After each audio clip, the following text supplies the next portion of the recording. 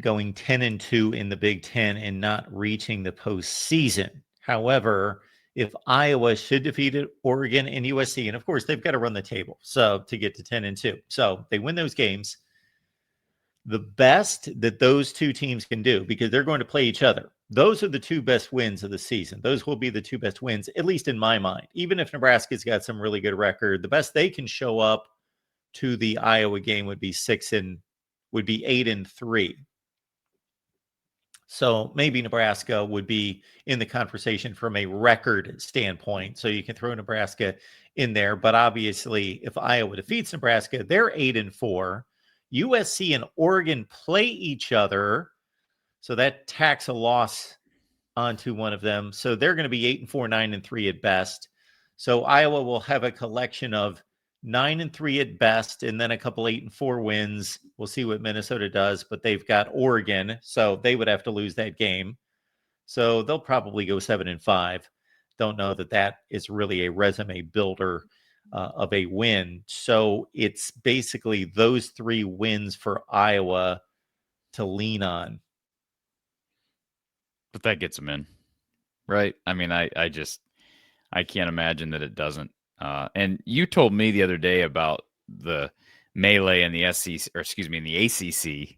You thought there was going to be some craziness there, but I think that's going to work itself out. I think the ACC is going to cannibalize itself to a point that the committee will be able to just take probably one. I don't know. I don't know if you agree with that take, but who played, who lost this past week in the ACC? Miami lost. Miami, that was the one that. So and then Georgia Tech. Georgia Tech lost its first game. Yes. Georgia Tech has to play Georgia. You would think that they will most likely lose that game. But someone's going to get an AQ there. Sure. Let's say the Big Ten or the Big 12 and the ACC only get one selection each. And then you've got the group of 5 and you've got Notre Dame. So there's 4, and that leaves 8 for the SEC and the Big Ten. Yeah. I mean, I would be shocked. I mean, and Nebraska is not going to be it if Iowa beats them, wins out and beats them. And so it would be nobody else in the Big Ten is going to be a factor except if Michigan beats. Like Iowa's going to take care of everyone who's their competition. Nebraska, well, forget Nebraska anyway. They've got 3 losses. And forget, they don't beat anyone that's any good ever. That's great. So forget Nebraska anyway. Iowa's going to take care of Oregon and USC for themselves. Michigan would be the only team in play. And if they beat Ohio State, they would be 10-2 and have a win against maybe the number 1 team in the country. Right. Yeah. So, and like we've talked about, Illinois has played itself out. Nebraska's played itself out, to your point, USC. And Michigan, hey, if I was right about something this past week, I said, I think the closest game on the schedule, remember you asked me, I said, I think Purdue has the best chance to pull off an upset. Now, they didn't, but that was not some impressive victory. I went back and watched the condensed highlights of that. I mean, Purdue played. They played with them. I don't think Michigan beats Ohio State, but I've said that before, and I've been wrong.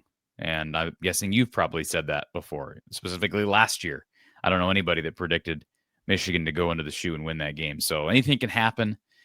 That would create, that has the potential to create total chaos, Mark. Because at that point, I don't know what would the committee do? Do you believe? They would have to. You think they would just leave out Iowa? Is that the deal? I just believe that Michigan would get the nod over Iowa just based on that win. So my point. That's what I'm saying. So if you're a Hawkeye fan, basically, I feel comfortable at this point saying that as long as Iowa wins out and Michigan loses one more game, they are in. And I've been saying they're in at 10-2 anyways because I don't expect Michigan to go 10-2 but it is possible. It's possible. Now, the committee doesn't have to put 4 teams from the SEC in and 4 teams from the Big Ten in. But if you look at the top of the SEC, it's going to be hard to not take 4 from that league. The SEC's got there's no conceivable way that they don't get 4 teams in the playoff. Well, so if you're looking at it holistically and thinking, okay, the Big Ten and the SEC are extremely strong conferences. They're comparable. We could debate all day which is a better conference. We've got 8 spots to deal with. Why don't we just give 4 to the Big Ten and 4 to the SEC?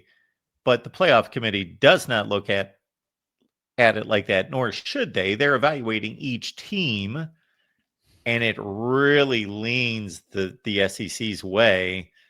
And with Iowa, USC, and Oregon all playing each other, what's most likely to happen is nobody's going to sweep through that. They may all win games against each other. Right. And then Michigan loses to Ohio State, and the Big Ten could only get 2 teams in. No, I think that's probably the best case scenario if you're the committee, because I think it makes it easy.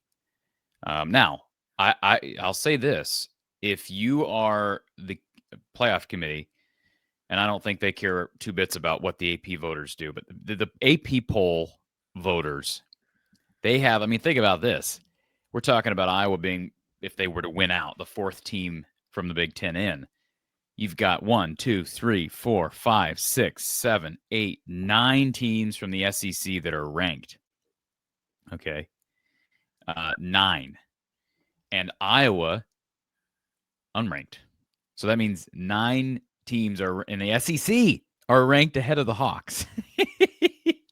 So my point is, when is the college football playoff poll getting released? Well, that's a great segue right there, because I'll be live after the rankings are revealed over in the main channel, everyone. Give me a watch here tonight, because this is when the rubber hits the road to start things out on this, to get a feel for what this committee's thinking. So 8 p.m. Eastern time is when the rankings are supposed to be revealed, or start to be revealed, in regards to the show on ESPN. So join me about 8:30 Eastern over on the main channel. Yeah. So I still have a hard time believing that the committee would leave out a 10-2 Iowa team. But what you just said is true. There's still going to be attrition in the SEC, right? There are going to be teams that beat each other and knock each other out. That's going to happen, similar to what's been happening with the Big Ten. The difference seems to be, these teams that have done that to themselves in the Big Ten have done it a little bit sooner to one another. Schedule makeup wise, look at the schedule. A&M still plays Texas. They still play Mizzou. But they're undefeated. No, I'm saying they're probably going. There's a chance they beat Missouri. They beat who did I just say? Texas. They beat Missouri. They beat Texas. It's going to be fascinating to see how this last month plays out. The bottom line for Iowa is, if Iowa loses this weekend, it doesn't matter. 9-3, you're out. We've already went over this. 7-2 is not going to get you into the Big Ten title game. It would take all craziness with Indiana and Ohio State these last few weeks, and they would have missed out on the tiebreaker with Oregon. They had the Indiana.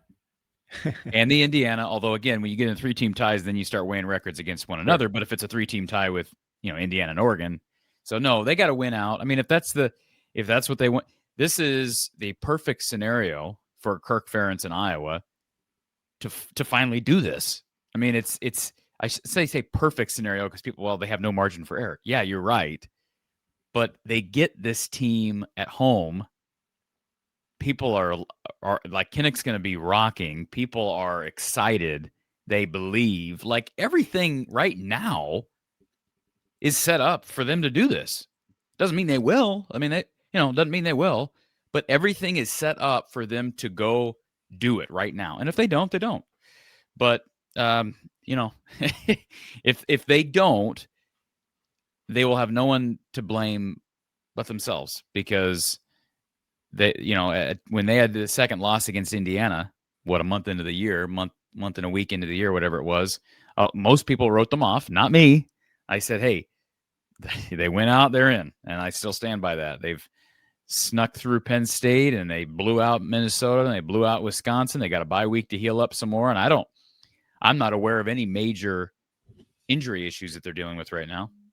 I mean, that's the other thing. Like they've dealt with some throughout the year. Yes, they lost Addison Estrenga earlier in the year. They lost Jazz Patterson for a time, but their running backs seem to be healthy right now.